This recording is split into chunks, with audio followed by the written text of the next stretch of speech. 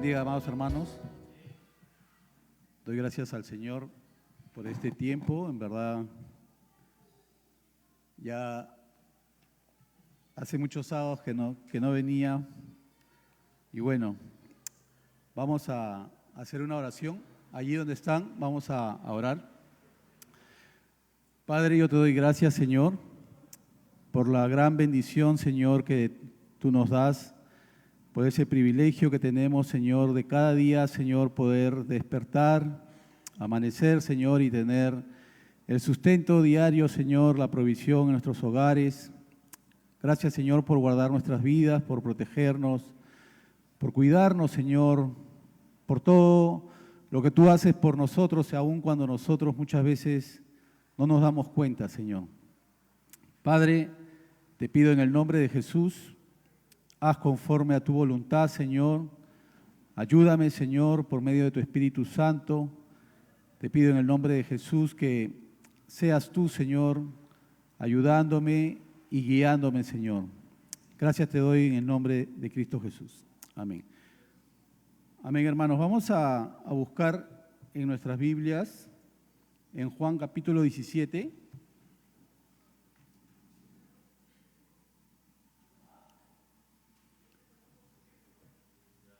Juan capítulo 17.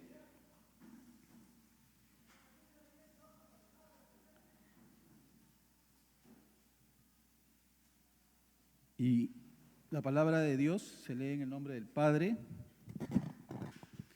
del Hijo y de su Santo Espíritu. Jesús habló de estas cosas y levantando los ojos al cielo dijo: Padre, la hora ha llegado, glorifica a tu Hijo para que también tu Hijo te glorifique a ti. Como le has dado potestad sobre toda la humanidad, para que dé vida eterna a todos los que le diste. Y esta es la vida eterna, que te conozcan a ti, el único Dios verdadero, y a Jesucristo a quien has enviado. Yo te he glorificado en la tierra, he acabado la obra que me diste que hiciera. Ahora pues, Padre, glorifícame tú al lado tuyo con aquella gloria que tuve contigo antes de que el mundo existiera. He manifestado tu nombre a aquellos que del mundo me diste. Tuyos eran y tú me los diste, y han obedecido tu palabra. Ahora han comprendido que todas las cosas que me has dado proceden de ti. Yo les he dado las palabras que me diste, y ellos las recibieron, y han comprendido en verdad que salí de ti, y han creído que tú me enviaste. Yo ruego por ellos, no ruego por el mundo, sino por los que me diste, porque son tuyos. Y todo lo mío es tuyo, y lo tuyo es mío, y he sido glorificado en ellos. Y ya no estoy en el mundo, pero ellos sí están en el mundo. Y yo voy a ti, Padre Santo. A los que me has dado, cuídalos en tu nombre, para que sean uno como nosotros. Cuando estaba con ellos en el mundo, yo los cuidaba en tu nombre. A los que me diste, yo los cuidé, y ninguno de ellos se perdió, sino el hijo de perdición, para que la Escritura se cumpliera. Pero ahora voy a ti y hablo de esto en el mundo, para que mi gozo se cumpla en ellos mismos. Yo les he dado tu palabra y el mundo los aborreció, porque no son del mundo, como tampoco yo soy del mundo. No ruego que los quites del mundo, sino que los protejas del mal. Ellos no son del mundo, como tampoco yo soy del mundo. Santifícalos en tu verdad, tu palabra es verdad. Tal como tú me enviaste al mundo, así yo los he enviado al mundo.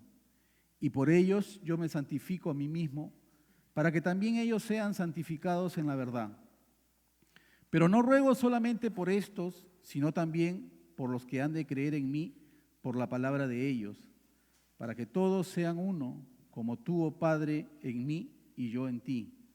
Que también ellos sean uno en nosotros, para que el mundo crea que tú me enviaste.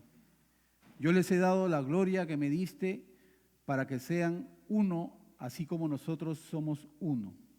Yo en ellos y tú en mí, para que sean perfectos en unidad, para que el mundo crea que tú me enviaste y que los has amado a ellos como también a mí me has amado.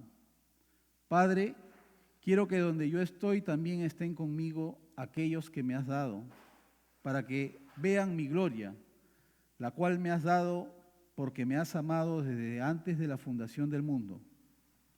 Padre justo, el mundo no te ha conocido, pero yo te he conocido, y estos han reconocido que tú me enviaste, y les he dado a conocer tu nombre, y aún lo daré a conocer para que el amor con que me has amado esté en ellos y yo en ellos.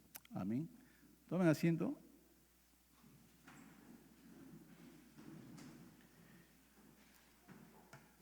Muy bien, amados jóvenes. El tema que se me ha pedido para esta noche es el encuentro con Dios y su palabra, ¿no? Y definitivamente que el tener un encuentro con Dios y su palabra, esto implica que la persona que tiene un encuentro con Dios no vuelve a ser la misma. Ese encuentro con Dios transforma las vidas, ¿no?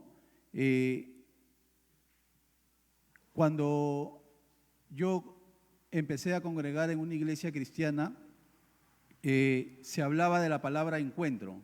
Vamos a irnos a un encuentro, decían, ¿no? Y era un encuentro de 3 días, lo llamaban así ellos, y que era que te hablaban del amor de Dios, te hablaban de el perdón de Dios, de la misericordia de Dios, y te exponían a que tú puedas entender en tu condición que la manera como tú estabas viviendo no era la manera correcta como la que Dios ha establecido en su palabra.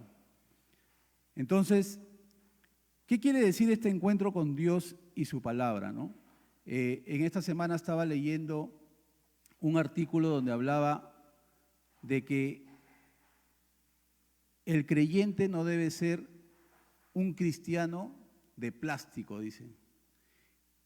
Y me interesó leerlo y él decía de que ser un cristiano de plástico, ¿no? El plástico ustedes saben que es un material maleable, ¿no? Dice de que ser un cristiano de plástico implica un cristiano que se acomoda a las formas del mundo y que vive como cualquier persona. Entonces, lo que decía el autor era de que, poniendo como ejemplo la vida de Judas, ¿no? Él decía que Jesús había escogido a sus 12 discípulos y dentro de los 12 estaba Judas. Y que Judas prácticamente estaba allí, ¿no? Y él dice, Judas no era un creyente. Judas no es el ejemplo de un creyente que perdió la salvación. Él dice, Judas es el ejemplo de alguien que nunca fue creyente, que solamente fingió ser creyente. El cristiano de plástico tiene que ver con esa persona que se amolda a la vida del mundo y que no vive una vida santa, una vida conforme a lo que Dios ha establecido, ¿no? Entonces, vamos a ver, de acuerdo a lo que dice la palabra de Dios, ¿no? Hemos leído Juan 17 y Jesús dice en uno de los versículos, yo he manifestado tu nombre a aquellos que del mundo me diste, tuyos eran y tú me los distes. Y acá empieza, ¿no? Y han obedecido tu palabra. El tema es conocer a Dios y conocer su palabra. Y Jesús dice, yo les he dado a conocer, les he manifestado tu nombre y les he dado tu palabra. Luego dice, las palabras que me diste les he dado y ellos las recibieron y han comprendido que salí de ti y han creído que tú me enviaste. En el otro versículo dice, yo les he dado tu palabra y el mundo los aborreció porque no son del mundo, como tampoco yo soy del mundo. Otro versículo dice, santifícalos en tu verdad, tu palabra es verdad. Entonces, el conocer a Dios implica no solamente saber de Dios intelectualmente, ¿no? Porque podemos saber que Dios creó todas las cosas, saber que Dios domina toda la naturaleza, podemos saber intelectualmente muchas cosas de Dios, pero a lo que está hablando es de que conociendo a Dios intelectualmente no es suficiente, sino que nosotros lo que tenemos que hacer es que tenemos que tener una comunión íntima con Dios, una relación personal. ¿Por medio de quién? Esa relación personal viene por medio de Jesucristo, por medio de la fe. Nosotros tenemos que creer en Jesucristo para poder entender lo que Cristo hizo en la cruz del Calvario por nosotros y que murió por nosotros los pecadores para darnos salvación, ¿no? Una de las cosas que dice también es que no es suficiente creer en Dios, ¿no? No es suficiente creer en Dios porque creer en Dios solamente no te salva. Porque en Santiago 2:19 nos enseña la Biblia que los demonios creen, dice, y tiemblan, ¿no? Pero el que los demonios crean no significa que eso los puede salvar. Ahora, ¿qué diferencia dice ahí entre un incrédulo y un demonio? Ninguna, ¿no? Ambos están condenados. Cuando tú conoces a Dios, te expones a la palabra de Dios, dice que Dios, a través de su palabra, te da la vida eterna, ¿no? Te da la salvación. Pero es algo, la salvación es algo que ninguno de nosotros la merece. Es un regalo, es una dádiva. Entonces, ninguno de los que está aquí ha sido salvado porque sea una persona excelente o porque haya hecho algo espectacular o porque sea el elegido de Dios. No. Dice que Dios nos ha regalado esa salvación de tal manera que nosotros solamente podemos recibir la salvación cuando creemos en la obra de Cristo en la cruz. El justo murió por los injustos. Y cuando nosotros recién confesamos y nos arrepentimos de nuestros pecados, entonces es allí donde empieza esa obra de salvación, ¿no? Es la vida eterna que viene a nosotros. ¿Cómo Dios nos ha provisto de recursos para que nosotros podamos vivir esa vida eterna? Dios nos ha dado su palabra y por medio de su palabra nos revela todo lo que tenemos en Jesucristo, ¿no? La palabra a través de Jesucristo nos habla de que Jesucristo es la luz del mundo, que Jesucristo es la puerta, que Jesucristo es el pan de vida, que Jesucristo es el buen pastor. ¿Por qué es la luz del mundo? Porque la gente anda en tinieblas, pero cuando viene Cristo a su vida, esa luz que es Cristo nos alumbra y nos muestra la verdad. Y ya no tropezamos, dice, sino que andamos en la verdad. ¿Por qué es el buen pastor? Porque Él es el que cuida de nosotros. Él es el que nos provee y nos alimenta. ¿Por qué es la puerta? Porque solamente por Él tenemos entrada a la salvación. En ningún otro hay salvación, dice, solamente en Jesucristo. Luego dice, por medio de la fe en Jesucristo, Él nos da amor, gozo y paz. Y lo que Dios hace es impartir en la vida del creyente, dice, el poder de Dios para poder vivir una vida santa. ¿Es esto verdad? Yo lo entiendo y lo creo que sí, porque solamente en Cristo el creyente puede perseverar, puede esforzarse, puede santificar su vida, puede apartarse para la obra de la que Dios lo ha llamado. No hay otra manera. En nuestras fuerzas nosotros podemos decidirnos toda esta semana, ¿no?, hacer muchas cosas para Dios, pero la salvación no se ha ganado por obras, sino que es por pura gracia.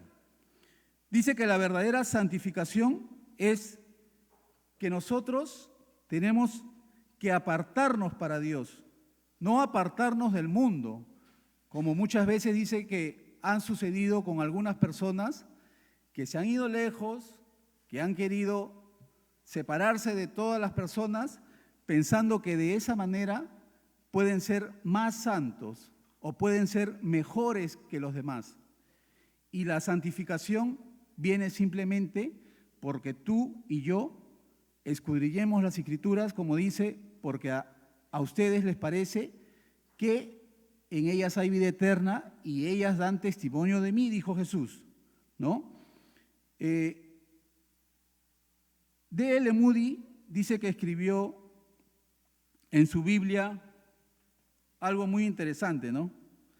Dice que él tenía escrito en una de las páginas de su Biblia, este libro te apartará del pecado o el pecado te alejará de este libro. Y eso no es un versículo por si acaso, pero sí es verdad. Si tú te apartas de la Biblia, si tú no te alimentas de la palabra de Dios, entonces el pecado hará que tú no puedas venir y poder tener esa comunión íntima con Dios y poder leer la Biblia y poder meditar en ella y poder entender lo que Dios quiere para tu vida, ¿no? Entonces, ¿este libro te apartará del pecado? Sí. La palabra de Dios te va a hacer, como dice Proverbios, hace sabio al sencillo. Hace sabio al sencillo, te va a apartar del pecado. Luego, dice que la vida cristiana empieza con fe. Y esta fe no es más que la persona de Jesucristo. Jesucristo es el Hijo de Dios y es nuestro Salvador.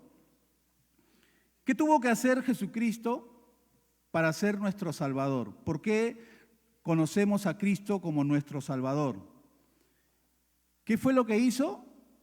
Él dio su vida en la cruz del Calvario para que nosotros seamos perdonados de nuestros pecados.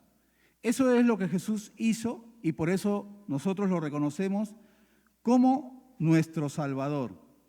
Cuando confiamos en Él como Salvador, Romanos dice que su justicia llega a ser nuestra justicia y se nos da una posición correcta ante Dios que jamás podríamos ganar por nuestra propia cuenta, porque eso es un regalo de Dios, es una dádiva de Dios. Luego también dice que nos da su gracia, y la gracia es el favor de Dios para quienes no lo merecen. Todos los que estamos aquí hemos sido salvados por pura gracia. Nadie se merecía ser salvado, ¿no? No hay justo ni aun uno, dice la Escritura. Todos se descarriaron. Nadie, dice, busca de Dios. Y la gracia de Dios es ese favor para quienes no lo merecen. Y Dios en su gracia no nos da lo que nos merecemos. ¿Qué nos merecíamos? La muerte eterna, ¿no es cierto? Pero Dios nos dio salvación, vida eterna.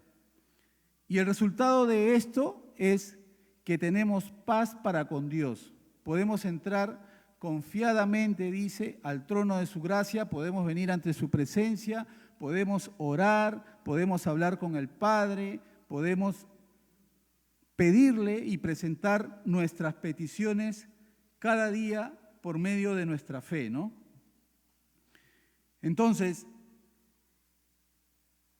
¿qué debemos de hacer nosotros si sabemos que es la palabra de Dios la que nos va a ayudar a que nosotros crezcamos espiritualmente? Lo que nosotros debemos hacer es amar más a Jesús al aprender todo lo que Él es y ha hecho por nosotros. Si yo preguntara a uno de los adolescentes o a uno de los jóvenes, ¿qué cosa ha hecho Jesús por ti? ¿Podrían enumerar 3, 4, 5 cosas por las que Jesús ha hecho por ti? Yo sé que sí, porque no creo que haya alguien que diga, bueno, a mí me salvó, pero mucho tampoco tenía que perdonarme, ¿no? Dice la Biblia que todos somos pecadores.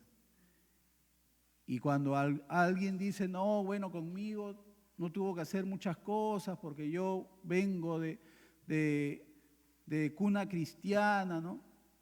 Entonces, allí nosotros lo que podemos ver es que nosotros tenemos que conocer lo que Dios ha hecho por nosotros y qué cosa es lo que nosotros entendemos de que Dios a través de Jesucristo nos ha otorgado. Dice que con la mente aprendemos la verdad de Dios mediante su palabra, pero con el corazón amamos la verdad de Dios. Con la voluntad nos rendimos al Espíritu y vivimos la verdad de Dios día tras día.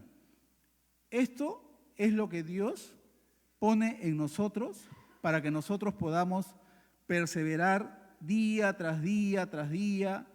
Y como dice la Biblia, ¿no? 7 veces cae el justo, 7 veces yo lo levanto. Porque si el hombre cayere, dice, no quedará postrado, porque la diestra de mi justicia lo levantará.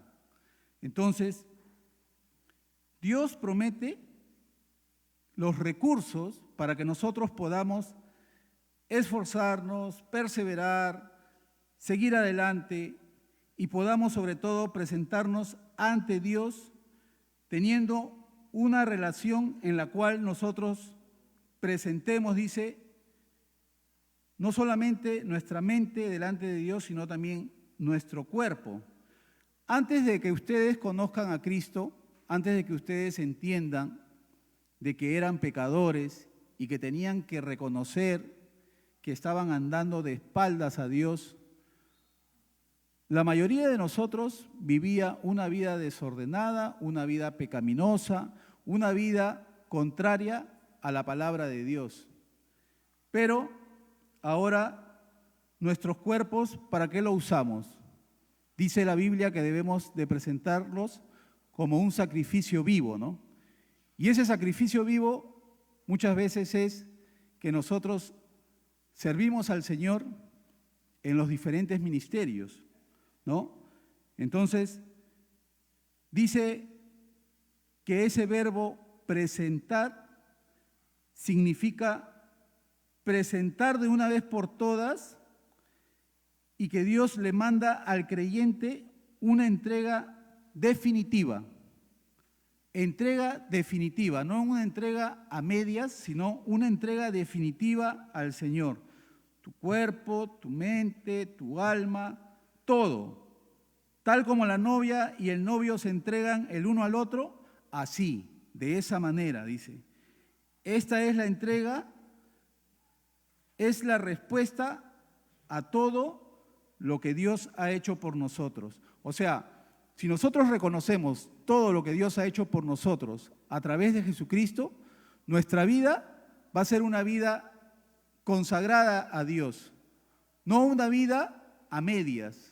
No le vamos a entregar a Dios nuestra vida a medias, sino que vamos a servir a Dios con todo nuestro ser. El mundo dice que quiere controlar nuestra mente. ¿Eso es verdad? Sí es verdad, porque todos hoy en día estamos pendientes, ¿no? A mí me pasa desde que yo me levanto 5:30 y ya estoy, ni bien me levanto, lo primero que agarro es el celular para ver qué mensajes llegaron, si alguien me escribió un WhatsApp, algo. Y comienzan a llegar notificaciones, ¿no? Notificaciones que muchas veces son cosas que no tienen ningún interés, pero que el mundo te envía. O sea, en este mundo con la tecnología estamos constantemente siendo bombardeados. Replay, ¿no? A cada rato te manda los mensajes, mira las zapatillas que quieres, a 100 soles, ahora bajó a 80, y te bombardea el mundo y tú te distraes tanto allí y comienzas a caer en ese juego, ¿no? De poder estar revisando a cada rato. Y mira cómo el mundo quiere controlar nuestra mente, pero Dios quiere transformar nuestra mente por medio de su palabra. Entonces, nosotros debemos de ser transformados por medio de la palabra de Dios, porque a medida que el creyente pasa tiempo meditando en la palabra de Dios, su vida espiritual va a comenzar a crecer. Si nosotros solamente venimos aquí los sábados, ¿no? Y solamente agarramos la Biblia los sábados para venir y nos presentamos, escuchamos y nos vamos, ¿no? Pero el lunes, martes, miércoles, jueves, viernes, no agarramos la Biblia, no leemos la palabra de Dios, no oramos, no tenemos esa comunión íntima con Dios, entonces, ¿qué cosa nos va a suceder?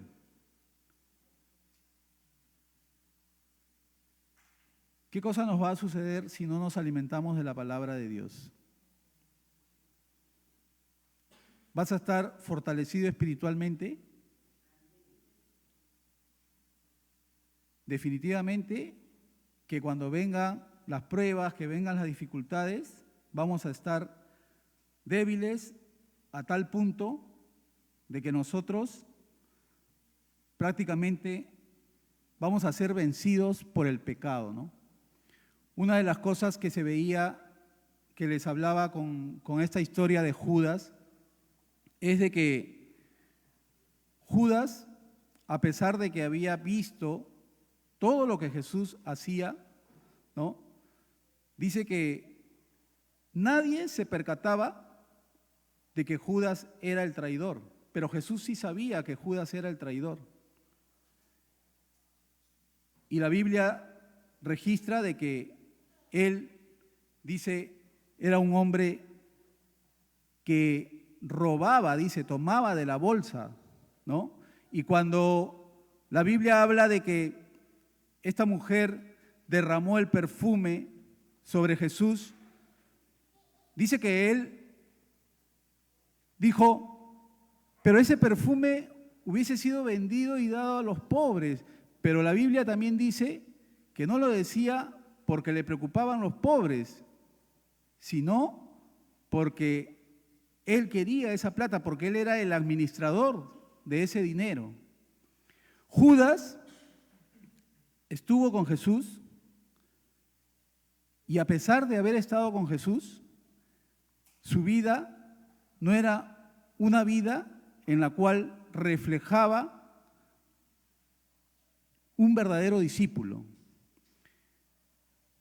Muchos de nosotros estamos aquí y, como les decía antes, participamos del culto, estamos aquí, aún dice el autor, podemos ser parte de un ministerio, podemos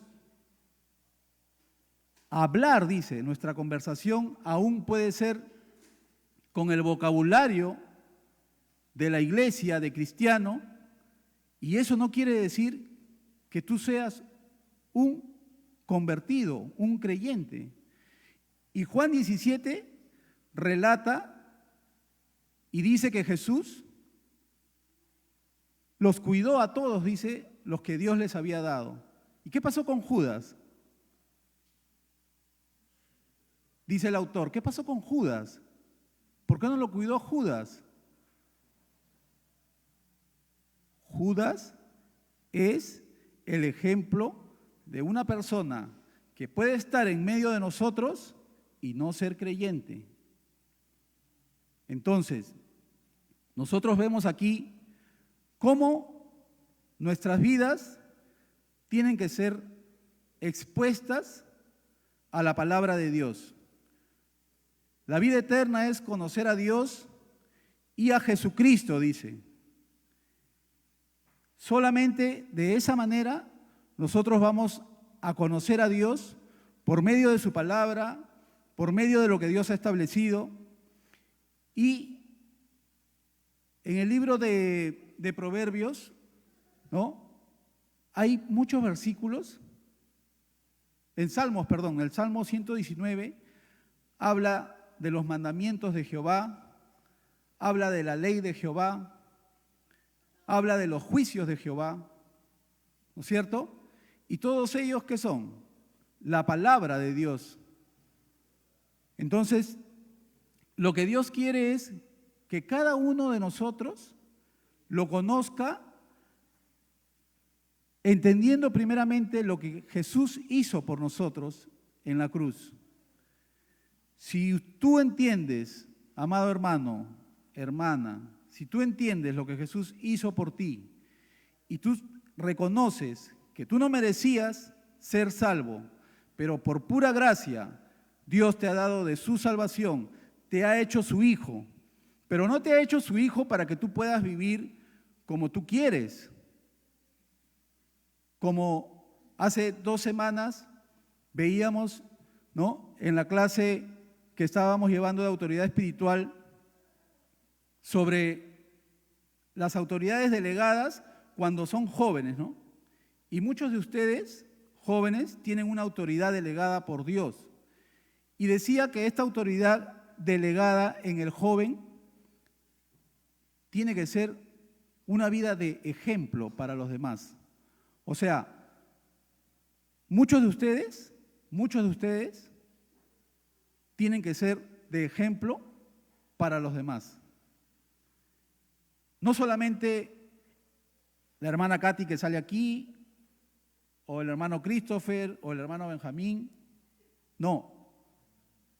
Todos tienen que ser o llevar una vida de ejemplo ante los demás. Dentro de la iglesia, fuera de la iglesia, en su casa, en su trabajo, en todos lados, su vida tiene que ser una vida de ejemplo. Y también se decía de que no puede ser una vida cómoda, pues. No puede ser una vida fácil, no puede ser una vida que puedes darte el lujo de irte a cualquier lugar, te puedes ir a una fiesta, a una reunión, te puedes ir con los amigos de la universidad, te puedes ir con los amigos del barrio, te puedes ir con los amigos de promoción. No puedes. ¿Por qué? Porque Dios te ha dado de su Espíritu Santo para que tú, por medio del Espíritu Santo y a través de su palabra, lo conozcas. Y cuando tú conoces a Dios, entonces Dios te muestra de que la única manera de que tú puedas santificar tu vida es leyendo su palabra.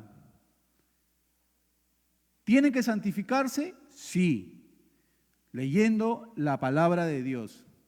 Es la única manera, hermanos. No hay otra manera de santificar sus vidas. Tu palabra es verdad, santifícalos en tu verdad, dijo el Señor. Entonces, en realidad, hermanos, nosotros lo que debemos de buscar es agradar a Dios, santificar nuestra vida. Debemos de entender que Dios no nos ha salvado para ser una persona común, una persona que se puede dar licencia para hacer lo que hace tu amigo, tu amiga, tu vecino. No, nosotros hemos sido llamados para ser la sal y la luz del mundo. Y es por eso que ese encuentro con Dios y su palabra tiene que transformarte. Si tú examinas tu vida y encuentras que tú no eres transformado, que tú sigues igual, sigues pensando en tus amigas, en las fiestas, en las cosas que hace el mundo, te atrae todo lo que el mundo, ves en el mundo tantas cosas y te atrae y te vas y eso te, como dice, te mueve el piso. Examínate, examinémonos, porque quizás tú no eres creyente y solamente estás aquí y has aprendido el vocabulario de la iglesia y has aprendido a vestirte como se visten en la iglesia y has aprendido muchas cosas, pero no hay una transformación, no hay una vida de creyente genuino. Esa parte de examinarse le corresponde a cada uno de nosotros. No me corresponde a mí, le corresponde a cada uno de ustedes y cuando le digo que le corresponde a ustedes, también me corresponde a mí. Yo también tengo que examinar mi vida. Porque muchas de estas cosas son prácticamente lo mismo. La Biblia no habla para un grupo de personas. La Biblia nos habla a todos como creyentes, como hijos de Dios. Entonces, a la luz de la palabra, lo que nosotros necesitamos, hermanos, es examinarnos. Examínate si estás andando conforme a lo que Dios manda en su palabra. Examínate si estás pensando como piensa un hijo de Dios. Examínate si el mundo te atrae más que la iglesia. Examínate. Y si hay tristeza, pues dice que esa tristeza, cuando es de Dios, ¿qué produce? Arrepentimiento, ¿no es cierto? Pero si tú sales de aquí y dices, eso no es para mí, yo estoy bien con Dios. Tengamos cuidado.